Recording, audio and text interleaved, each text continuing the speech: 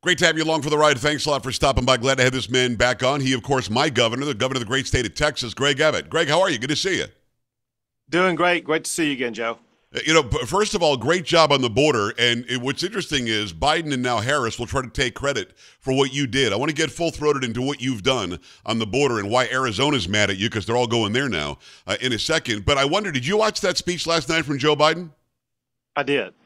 I wanted to just give you a small snippet of it, if you don't mind. We talked about this just a second ago, because this really jumped out at me, and I'm sure it did you as well. Here's this.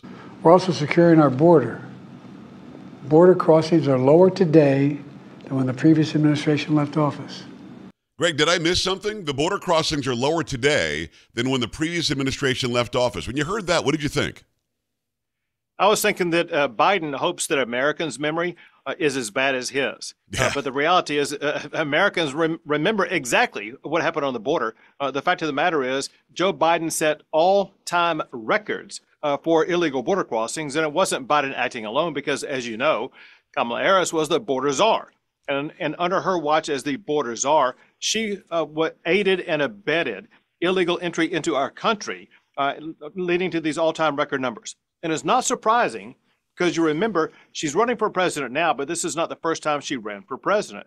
The last time she ran for president, she said she was for open borders. She would not criminally prosecute anybody from coming across the border illegally. She would actually give out free health care to people coming across the border illegally. That is a magnet to people across the globe to cross our border illegally. As bad as things have been under Joe Biden, they would be far worse under Kamala Harris. It is the governor of the great state of Texas, Greg Abbott. We always appreciate the time and the access. In 2021, he didn't call her the border czar, but he gave her the responsibility of slowing down the flow of illegal aliens coming across the border. They called them migrants. He actually sent her to the Northern Triangle, I guess, into Mexico, or she was supposed to go, and to slow it down. She basically was called the border czar by all the left-wing media. It was like some sort of a crowning moment. Hey, she's the border czar. Great, border czar, border czar. Yesterday, Axios, that first called her the border czar in 2021, started saying that we've all been labeling her the border czar. She's not. Suddenly, she's not the border czar. So he took credit last night for a more secure border that isn't happening. She now doesn't want to be called the border czar. You know that she's only gone near the border once. John Cornyn tells me that she was 9 miles away from the border in El Paso. Greg, what do you make of all this? Can they really change history, as you said a minute ago, and maybe hope that we have a bad memory? But it's only been 3 years since she was named this position. What are they trying to do here, do you think? Candidly, it looks like the press in Russia or China where they will just purge information. Yeah. I just saw last night what you were talking about. The Associated Press announced that she was the border czar. ABC, CBS had stories on about her being the border czar.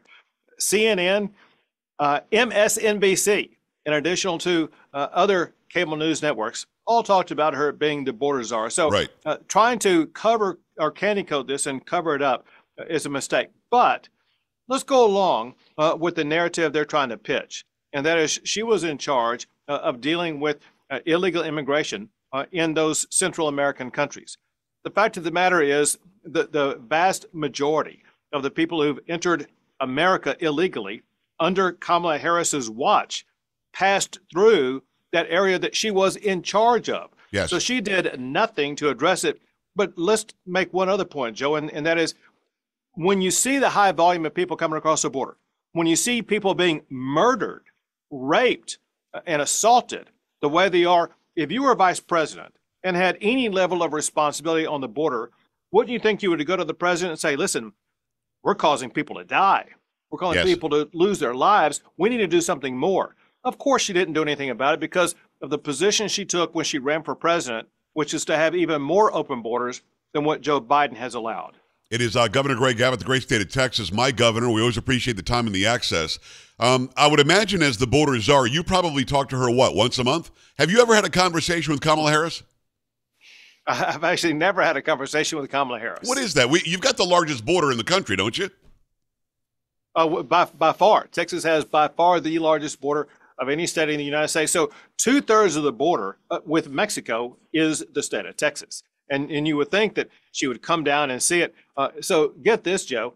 She actually was in Texas earlier today talking to a teachers union. She didn't trouble herself. As a candidate running for president, knowing that illegal immigration is one of the top issues, she should have gone down to the border. Yeah. That point aside, she was in Houston, Texas today.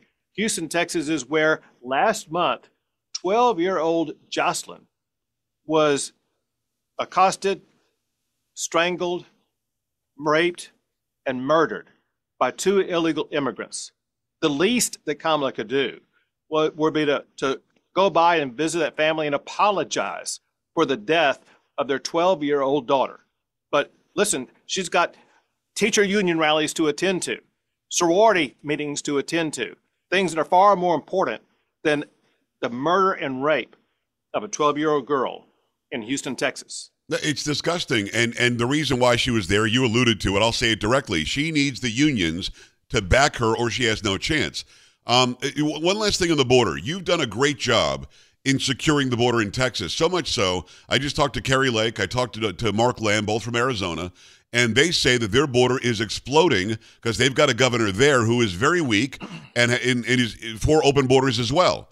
So you've fixed, it's not fixed because the federal government has to do more, but you've done a lot to secure the border and slow down the flow into Texas. Is there a chance, and I know that you didn't think about this because you want to take care of Texas, I get it, but is there a chance that she's going to try to run on your success, and she won't be wrong when she says the numbers are lower in Texas than they were 2 years ago, but that's because of your action. Is there a responsibility that we have as Texans to make sure the entire country knows she didn't do it, Biden didn't do it, Abbott did it? Well, you're exactly right, and so I think she will try to run on the success that Texas was able to achieve. I know that for months now, Joe Biden has been taking credit for the success that we've achieved. 3 quick points. One is there was an area in Eagle Pass, Texas, where Joe Biden was allowing 5,000 people to cross a day. Yes. It was 50-acre park. The National Guard wired it shut. Now, on average, there's less than one single person crossing there a day.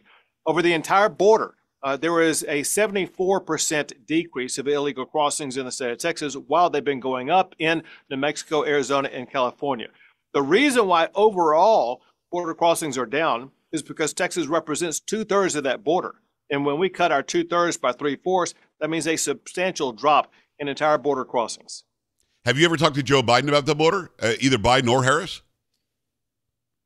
So Joe Biden one day called to express his sorrow about some challenges that people were having in the state of Texas because of a tornado that struck. Yeah. And he brought up at that time, he said, sometime we need to talk about the border. That was the second time. The first time is when he landed on the tarmac in El Paso, Texas. This is about 2 years ago. Yeah. And I handed him a letter, made it simple, 1 page, easy to understand, pointing out 3 laws that exist where he doesn't need any more authority from Congress because laws already exist that require the president to deny illegal entry, detain anybody who enters illegally, and build border barriers. He's doing none of that. Texas is doing all of that.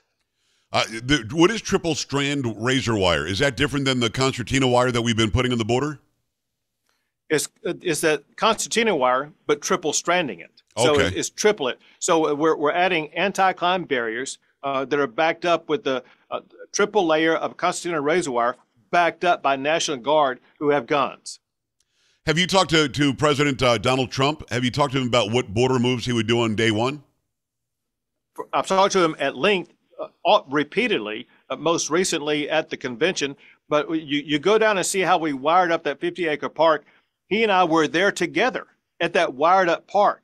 And he said he had never seen any operation like that ever take place. And he was just shocked by the military style that Texas had used to be able to lock down the border. And he was very proud of what we had done. Well, I'm glad that he does. I know that he's been in contact with you. I know that you're a big supporter. I saw you at the RNC last week. At the end of the day, you need him back in to undo all these stupid executive orders that disallow laws that are on the books to even be enforced. It's Greg Abbott, the governor of the great state of Texas. Let me ask you for your legal input for a second, if you don't mind. You've run for election many times. You've won. You're a great attorney general. You're an amazing legal mind. Is it legal, do you think, what they're doing? Joe Biden, as we sit today, Greg, is the presumptive nominee for the Democrat Party. It doesn't matter that he doesn't want to be. He is. They didn't primary him. He won all the primaries. They're disenfranchised, or attempting to disenfranchise 14.5 million voters who went through the cold in Iowa and New Hampshire and elsewhere to go and vote for him. Can he just say, I don't feel like it, and not give a reason, and then just hand them to Kamala Harris legally? So it's quite dubious, but also it's contrary to what they were talking about. It's contrary to what Joe Biden talked about in his speech last night. In his speech last night, he said, we are not a country of kings and dictators. Instead, we are controlled by, quote, the people. What Joe Biden did, he abandoned the people by disqualifying himself from running for this office. Remember, 14 million people, more than 14 million people voted for him in a primary. Kamala Harris has never in her life won a single delegate. Only after Joe Biden was proven that he was not going to be able to beat Donald Trump did the kingmakers in the Democrat Party disenfranchise those 14 million voters and pick somebody else to take Joe Biden's place. Everyone on the Democrat side knew for a long time the mental capacity or incapacity of Joe Biden. Yeah. It wasn't that was new. What was new is they suddenly realized he's not going to be able to beat Donald Trump, and so they discarded him. And they discarded and disenfranchised 14 million Americans and put somebody in Joe Biden's place.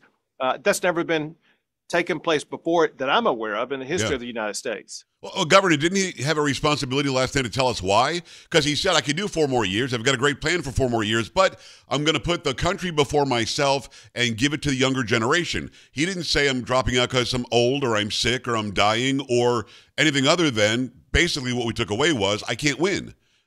Can you drop out? Because you can't. It would be like a prize fight on Saturday where you've got 2 guys going to go at it. One guy says, oh, man, I can't beat that guy. Let me get Mike Tyson to fight him. That doesn't make any sense. Can you just change the rules as you go? And, man, you just said it so well, better than I could. The disenfranchisement is actually the threat to the democratic process of voting, is it not? Right, and that's their hypocrisy. You know, they've been running for 4 years now. We got to save America. We got to save democracy. Because somebody may try to hijack the elections and disenfranchise the voters.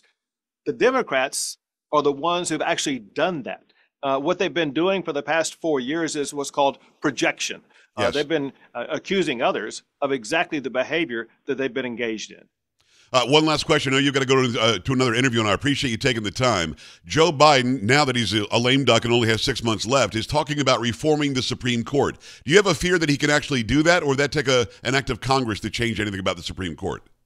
So, for one, it would take an act of Congress. But for another, it's another example of how the Democrats are destroying the democracy, at least the Constitution of the United States of America. Because the Democrats are unhappy with decisions, suddenly they want to change the court. And that is a threat to our democratic republic that we have in the United States of America, where we have co-equal branches of government, and the judiciary must be respected. 100%. It's Governor Greg Abbott, the great state of Texas. Follow him everywhere. Thank you for the great job you do for this state and for this great country. And let's talk again soon, Greg. Thank you. Let's do it, Joe. Thanks. All right, brother. We're back after this. Stay right here. Governor, that was amazing.